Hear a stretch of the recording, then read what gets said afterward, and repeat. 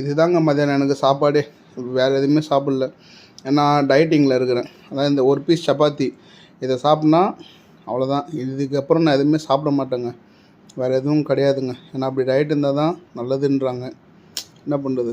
அப்படி சொன்னால் நீங்கள் என்ன நம்பவா போகிறீங்க சொல்லுங்கள். இருங்க என்ன சாப்பிட்றேன்னு காட்டுறேன். வெயிட் பண்ணுங்கள். கோஸ் பொரியல் பாருங்கள், புடலங்காய் கூட்டு, சப்பாத்தி பாருங்கள் எப்படி டோஸ்ட் பண்ணியிருக்கு பாருங்கள். சப்பாத்தி இப்படி இருந்தால் தாங்க எனக்கு பிடிக்கும். சூப்பராக இருக்கும் பாருங்கள். ஃபஸ்ட்டு கோஸ் பொரியல் கூட சாப்பிட்லாம். சூப்பராக இருக்குங்க. கோஸ் பொரியல் சப்பாத்தி செம்ம காம்பினேஷன். சூப்பராக நீங்கள் ட்ரை பண்ணி பாருங்கள். சூப்பராக இருக்கும். அப்புறம் புடலங்காய் கூட்டோடு காட்டுறேன் பாருங்கள். புடலங்காய் கூட்டு சூப்பராக இருக்குங்க.